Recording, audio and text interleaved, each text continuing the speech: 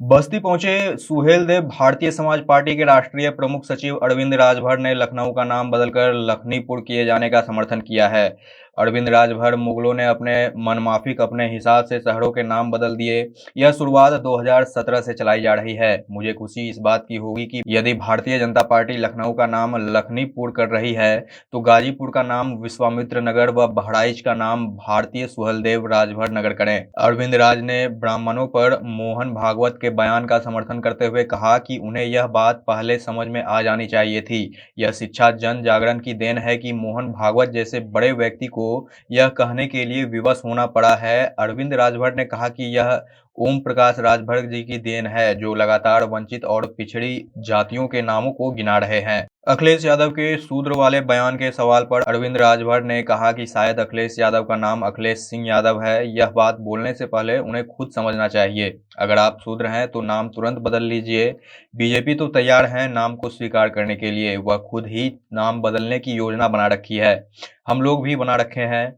अखिलेश यादव जी अपने नाम के आगे अखिलेश शूद्र लिख लें या फिर जाति लिखना बंद कर दें। वह क्यों कहते हैं कि मैं यादव हूं, कि मुझे यादव होने पर गर्व है, फिर भी शूद्र की बात क्यों करते हैं? शूद्र में बहुत सारी जाति आती है। अखिलेश यादव जी बात बोलने से पहले अपने नाम के पहले सिंह यादव हटा दें। अखिलेश यादव पहले यह प्रमाण दे कि वह शूद्र हैं कि नहीं। देश आजाद हो गया है, बच्चे पढ़ लिख कर होनहार हैं। उन्हें शूद्र ब्राह्मण क्षत्रिय से मतलब नहीं है। उन्हें रोजी रोजगार और शिक्षा से मतलब है, सुरक्षा से मतलब है। स्वामी प्रसाद मौर्य जी पता नहीं किधर डाइवर्ट कर रहे हैं, अखिलेश यादव समझ नहीं पा रहे हैं। बस्ती से जितेंद्र कुमार की खास रिपोर्ट। कल राहुल गांधी ने संसद में कहा कि बहुत बड़ी क्राइसिस आएगी। एक बड़े मित्र हैं पीएम के, जिसके चलते ऐसा देखिए, कहीं ना कहीं मैं बताया पहले कि सरकार का ध्यान पूंजीपतियों के ऊपर है। सरकार का ध्यान गरीबों पर नहीं है, सरकार का ध्यान किसानों पर नहीं है, सरकार का ध्यान उस पर नहीं है जहां से इस देश की आर्थिक स्थिति को सुधारा जा सकता है। सरकार का ध्यान उन पूंजीपतियों पर हो गया है जो पूंजीपति शेयर मार्केट में पैसा लगाते हैं और पैसा लगा करके 1-2%, 3%, 4% जो सरकार को देने का काम करते हैं।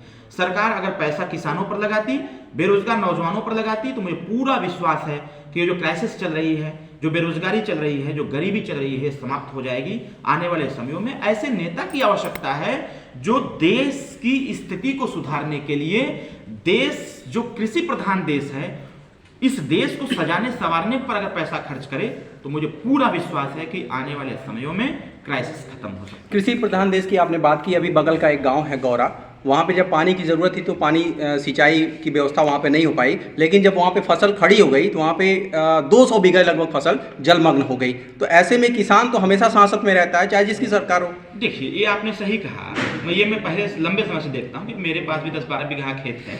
जब हमें पानी की आवश्यकता होती है तब पानी नहीं आता है, जब पानी की आवश्यकता नहीं होता है तो पूरा खेत लबालब भर जाता है। तो कहीं ना कहीं मैं पहले ही कहा ना कि हमारी सरकार का ध्यान पूंजीपतियों पर है। अगर हमारी सरकार का ध्यान किसानों पर होता तो किसान को कब पानी की आवश्यकता है, कब खाद की आवश्यकता है, किसान को कब कल्टीवेटर की आवश्यकता है, इसकी जानकारी अगर हमारी सरकार को होती, या सरकार को जानकारी हो रही है, सरकार इस पर ध्यान नहीं दे रहा है, तो अगर इस पर ध्यान देता तो इस प्रकार की स्थिति गौरा में नहीं होती। ये सरकार की लापरवाही। केंद्र सरकार द्वारा बजट पास किया गया और बजट को नाम दिया गया अमृतकाल का बजट। क्या अमृत दिखा इसमें आपको? इसमें देखिए, सब लोग तो बजट को सराह रहे हैं कि बड़ा बढ़िया रहा, बड़ा बढ़िया रहा। लग रहा है कि आपके लिए और आम आदमी के लिए अमृत है कुछ? कहीं कोनो अमृत नहीं है, कहीं कोनो अमृत नहीं है।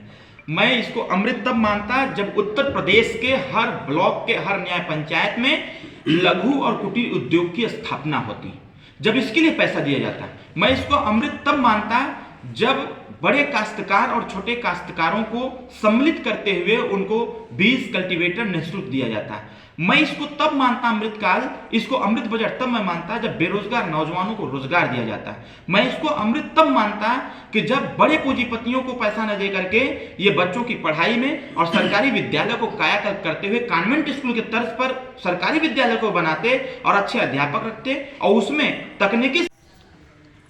स्वाभाविक तौर पर है जो ऐतिहासिक विरासत है और जो ऐतिहासिक दृष्टिकोण से जब इस देश में मुगलों का आक्रमण हुआ तो उनके शहंशाहों ने अपने मन माफिक अपने हिसाब से जनपदों का नाम रखा। तो अभी तो सिर्फ लखनऊ को लक्ष्मणपुरी के नाम से जो बनाने की बात हो रही है, 2017 में हमारे पार्टी के माननीय राष्ट्रीय अध्यक्ष ओम प्रकाश राजभर जी ने गाजीपुर को विश्वामित्र नगर और बहराइच जनपद को महाराजा सुहेलदेव राजभर नगर बनाने की मांग की थी। बल्कि बहराइच में उन्होंने अपने पत्र से 125 करोड़ रुपया बहराइच के राजा सुहेलदेव राजभर जी के कोट किला और खंडहर को संरक्षित करने के लिए और ऐतिहासिक विरासत को बचाने के लिए उत्तर प्रदेश सरकार ने 125 करोड़ रुपया दिया था। उसी दरमियान हम लोगों ने बात कही थी कि बहराइच जनपद का भी नाम महाराजा सुहेलदेव राजभर नगर रखा जाए और बहराइच में भव्य मूर्ति का निर्माण किया जाए, क्योंकि बहराइच ऐतिहासिक दृष्टिकोण से अगर देखा जाए तो जब इस देश में विदेशी आक्रांताओं का आक्रमण हुआ था, उन्होंने बहुत युद्ध भी लड़े थे और कई राजाओं को परास्त करते हुए बहराइच में एक नानपारा के मैदान में घनघोर महायुद्ध हुआ था। उस युद्ध में राजा सुहेलदेव राजभर जी ने युद्ध करके देश को बचाने का प्रयास किया, देश में हिंदुत्व को पुनः स्थापित किया, संस्कृति सभ्यता को स्थापित किया और इस देश को सुरक्षित करने का कार्य किया था। जो इतने पराक्रमी हों, राजाओं के राजा रहे हों, ऐसे व्यक्ति के नाम पर तो जिले का नाम बनता है। तो ये कहीं ना कहीं पहल 2017 से ही चलाई जा रही है और मुझे खुशी इस बात की होगी कि अगर भारतीय जनता पार्टी इसको मूर्त रूप में लेती है और लखनऊ का नाम बदल करके लक्ष्मणपुरी करती है, तो उसी आधार पर गाजीपुर का नाम बदले, गाजीपुर का नाम बदल के विश्वामित्र नगर और बहराइच का नाम बदल करके महाराजा सुहेलदेव राजभर नगर रखे तो सबसे अच्छा होगा। ये तो बात हो गई मुगल काल की और ब्रिटिश काल की। हम लोग देखते हैं कि 42वां संविधान संशोधन होता है 1976 में, उसमें कुछ बातें, कुछ टर्म्स जोड़े जाते हैं। तो उसमें एक टर्म जोड़ा जाता है धर्मनिरपेक्ष। अभी स्वामी प्रसाद मौर्य जी ने एक नया राग अलापा है रामचरितमानस को लेके। तो क्या 1976 के पहले ये सब बातें नहीं थी? बाबा साहब भीमराव अम्बेडकर ने जब संविधान का निर्माण किया तब क्या उनको धर्मनिरपेक्ष शब्द पे ध्यान नहीं आया था? देखिए, ये सब कुछ था, ध्यान सबका रहा, लेकिन स्वामी प्रसाद मौर्य जी ने जो बयान दिया है, स्वामी प्रसाद मौर्य जी स्वतः नहीं समझ पा रहे हैं कि हमें क्या करना चाहिए। स्वामी प्रसाद मौर्य जी को बयान देने से पहले अपने पूर्व के बयानों पर भी ध्यान रखना चाहिए कि जिस भारतीय जनता पार्टी को लेकर के और रामचरितमानस पर जो प्रश्न उन्होंने लगा रखा है, जब वो भारतीय जनता पार्टी में मंत्री थे तो दोनों हाथ उठा करके मुट्ठी बनवा करके बोलवाते थे कि जय श्री राम। वो दोनों मुट्ठी बांध करके कहते थे कि देश हमारा अच्छा चल रहा है, देश में हिंदुत्व को स्थापित करना है, वगैरह वगैरह तमाम तरह की बातें किया करते थे। उस समय उनको शुद्ध रुद्र कुछ नहीं याद आता था। कहीं ना कहीं स्वामी प्रसाद मौर्य जी को बसपा की याद आ गई है, बहुजन समाज पार्टी के कैडर की याद आ गई है, जो कैडर कभी डॉक्टर भीमराव अम्बेडकर साहब चलाया करते थे, कभी माननीय कांसीराम साहब चलाया करते थे, उनको इसकी याद आ गई है। स्वामी प्रसाद मौर्य सस्ती लोकप्रियता है, क्योंकि उत्तर प्रदेश और देश की राजनीति से वो समाप्त हो रहे थे। अखिलेश यादव जी को बात समझना चाहिए, स्वामी प्रसाद मौर्य को आगे करके अखिलेश यादव स्वतः अपने पार्टी का नाश कर रहे हैं। स्वामी प्रसाद मौर्य जी भारतीय जनता पार्टी के एजेंट हैं। हम बता रहे हैं, भारतीय जनता पार्टी द्वारा लगाए गए हैं स्वामी प्रसाद मौर्य जी कि तुम जाओ समाजवादी पार्टी को समाप्त करो, क्योंकि बहुजन समाज पार्टी तो समाप्त ही हो गई उत्तर प्रदेश से। अब बची है समाजवादी पार्टी। समाजवादी पार्टी समाप्त नहीं होगी तो हमारी पार्टी कैसे खड़ी होगी? भारतीय जनता पार्टी बड़ी पार्टी है, वो समाजवादी पार्टी को समाप्त करने के लिए स्वामी प्रसाद मौर्य जैसे कई लोगों को लगा रखा है। और आने वाले समय में आप देखिएगा 2024 चुनाव आने के पहले वो भगदड़ मचेगा समाजवादी पार्टी में कि लोग समझ ही नहीं पाएंगे कि रामचरितमानस और धर्म पर क्वेश्चन मार्क लगाने वाला जो षड्यंत्र था, कहीं न कहीं ये भारतीय जनता पार्टी के ही द्वारा स्वामी प्रसाद मौर्य को लगाया गया था। इसलिए मैं अखिलेश जी को नसीहत देता हूं कि स्वामी प्रसाद मौर्य जैसे कई लोग समाजवादी पार्टी में हैं, उनको पहचान करके उनके खिलाफ कार्रवाई करो, नहीं तो समाजवादी पार्टी आने वाले समय में समाप्त हो जाएगी। डीएनए एक ही की बात कही, उस पर आपका क्या प्रतिक्रिया है? अब तो मैं तो कह ही रहा हूँ, ये तो पार्टी के एजेंडे में है कि सबका नार्को टेस्ट और डीएनए टेस्ट जरूर करा लिया जाए। अब ये जब से जाति पर टिप्पणी चालू हो गई है और जातियों पर जब से राजनीति चालू हो गई है, तो हर कोई अपने आप को छोटा और बड़ा कहने पर विवश हो गया है। तो मेरे हिसाब से एक डीएनए टेस्ट अनिवार्य कर दिया, जैसे ब्लड टेस्ट होता है, ऐसे एक डीएनए टेस्ट अनिवार्य कर दिया जाए और इसके साथ साथ नार्को टेस्ट भी अनिवार्य कर दिया जाए, क्योंकि किसी के पास बहुत पैसा है, किसी के पास एको पैसा नहीं है। जब नार्को टेस्ट हो जाएगा तो माल कहाँ रखे हैं पता चल जाएगा। सर, एक आखिरी सवाल ले लेते हैं। आपने बात किया था शराबबंदी को लेकर आप लोग विधानसभा का घेराव करेंगे, तो बेरोजगारी को लेकर आप लोग विधानसभा का घेराव कब करेंगे? शराब उत्पादन में लगभग 22,000 करोड़ रुपए का बजट देश और प्रदेश की सरकार लगाती है। बेरोजगारी कैसे खत्म होगी? अगर बेरोजगारी शराब पिलाने और पीने से खत्म होती तो मैं उत्तर प्रदेश का सीएम बनना चाहता हूँ। मुझे पहले शराब पिलाया जाए। मैं डीएम बनना चाहता हूँ, मैं एसपी बनना चाहता हूँ, मुझे शराब पिलाया जाए। देखें कितना इसमें नशा है।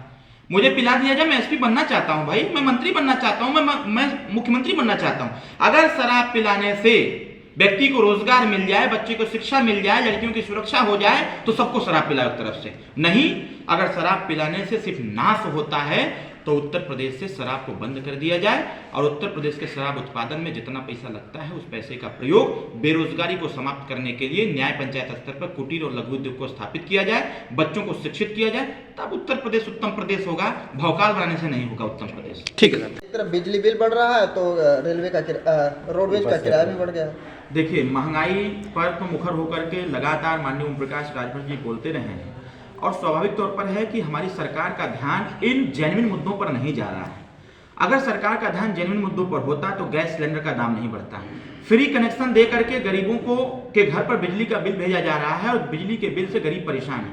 अगर बिजली का बिल आप बढ़ा रहे हो तो जो मजदूर वर्ग के लोग हैं उनकी मजदूरी भी बढ़ाओ, लोगों को जो पर कैपिटल इनकम है उसको भी बढ़ाने का प्रयास करो, रोजगार का अवसर दो लोगों को ताकि वो रोजगार करके कमाएं और बिजली का बिल आप जितना बढ़ाएं उसको दे सकें।